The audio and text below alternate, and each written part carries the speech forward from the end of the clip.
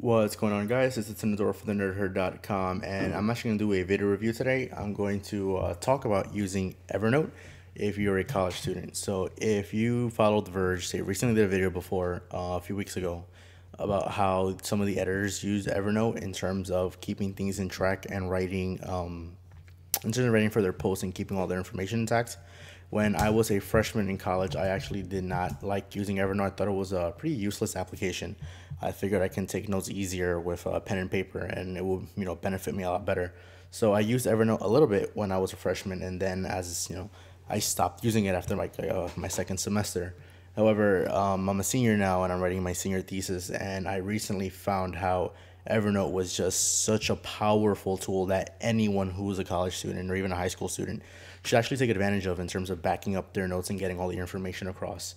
So Evernote, if you don't already know, is a note-taking application. Basically allows you to aggregate any type of note that you find. You can write a note, you can take a picture, you can put video, take web clips from articles you find online, voice record, anything you can find, you can post it on Evernote. You can categorize them and organize them with tags and put them in different notebooks.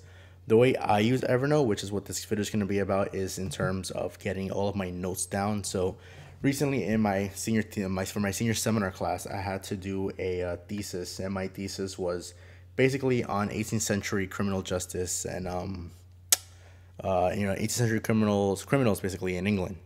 That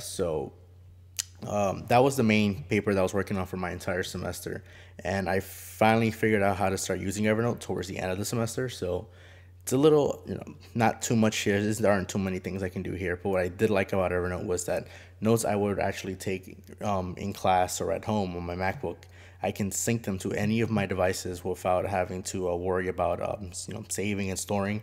It's like it automatically did it through the cloud. So here I have notes for my final paper here from a few articles that I was taking in. Anything I posted here, I was able to get it to my Android phone using the Evernote application, of course, and sync them across. So let's say I was in the train or waiting for a friend of mine, or just add a few minutes to myself, I can easily pull out my Android phone, which is right here. Unlock device, and let's open. No. Okay, so I have a new ROM on this, so I don't have Evernote installed on this right now. I'm in vacation right now, so I don't have it installed on the Android phone in particular, but I do have it on my iPad. So I'm gonna turn the video this way, and we're gonna take a look at the iPad. You can see how the application looks here in terms of being able to take notes easily and syncing them across. So, notification. So you see here on the iPad, I have articles. The same article that shows up there opens up the same way as it does on my PC. We can turn back to the computer.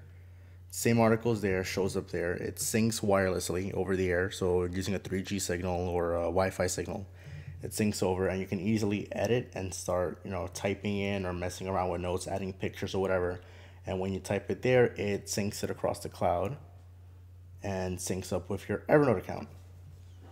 So when I was taking my notes, so let's say this is for another class now, for my history and genders class, pretty weird class. My final paper was a research project on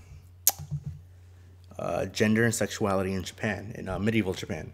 So I'll have my article, and then I would add tags to them. So for example, let's try to zoom in a bit here.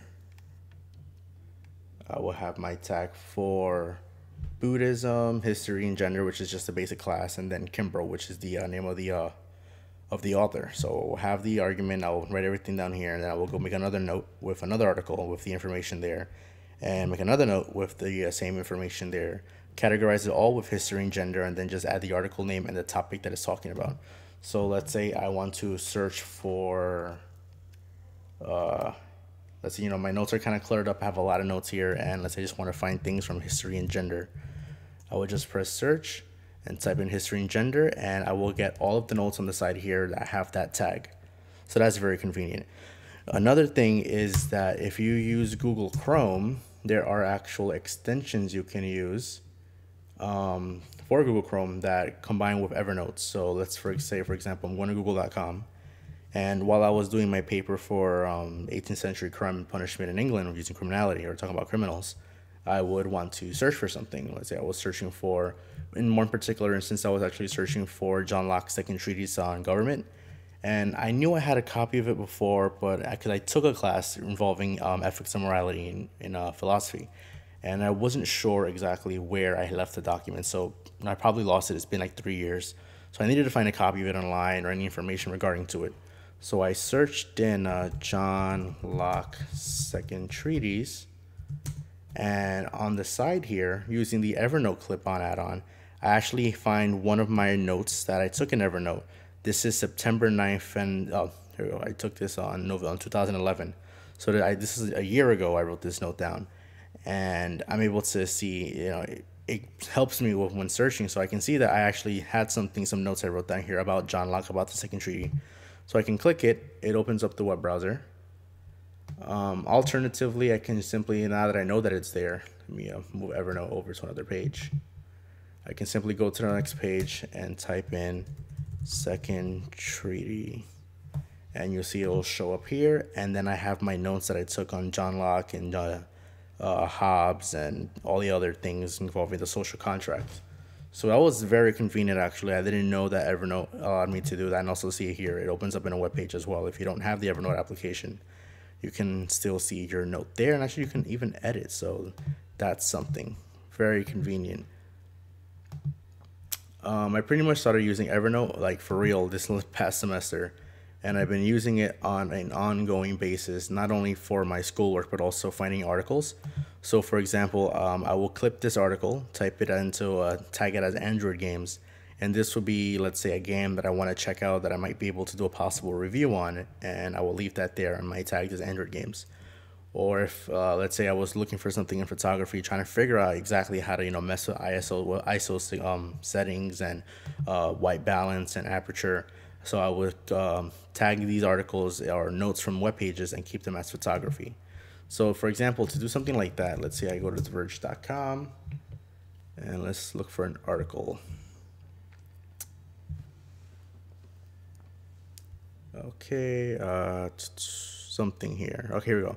Microsoft Cloud-based GPS gets your location. So let's say I open this, and let's just take one particular paragraph.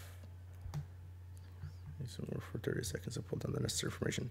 Right here, I can actually clip this. I will press Evernote, press the web clipper, save selection. I can alternately choose to save the URL, which is just the link. I can save the full page, which gives me an exact copy of the web page using HTML. Or I can actually save the article, and that works a lot of the time. It doesn't work every single time, but it does its best to pull in the body of the text of the article you're reading and save it. So I'll keep it in my regular notebook. You can alternately add different notebooks. So let's say I have one for Philosophy 310, History 277, one for the Android division when I was a writer for that website, and make different notebooks. I'm intending to keep everything just in my main notebook, and I'll add tags. So this is talking about GPS. So I'll put GPS, enter. Satellites, enter. And this is a Windows article, so I'll put Windows. Let's just leave Windows, and I can add a comment if I want to. Information about GPS and how it works ordinarily, and just keep that there. It will keep with the title of the web page, so it says Microsoft Cloud-based GPS, etc., etc. Save selection, and it is now clicked. So I will go to Evernote. Slide back here. I refresh, and it shows up right there with the information that I actually tagged out, and my note, which is our information about GPS and how it works ordinarily, along with the title of the webpage, and it's from The Verge. And right here, I can actually press theverge.com, and it'll take me to that same article. So very convenient for finding things online and just getting them out there. Let's say I wanted an image, so I'll take the same article, press here, Evernote web clipper, and clip. Just highlight the image. I'll save selection, GPS, see the same tags, and then I'll add picture used in article, and I'll add the tag The Verge.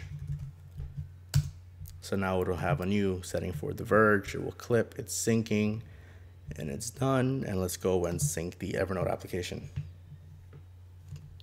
And now I have the image that's synced, and it says picture used in article, same article, except now I included the tag for Diverge. So very interesting to use. Let's just move over to the iPad and see how quickly it syncs there. Let's move this up. Oh. Oops, my cover fell off. Whatever. Okay, Evernote application, syncing. Oh, sync's already done. And there are the two articles. And image loaded.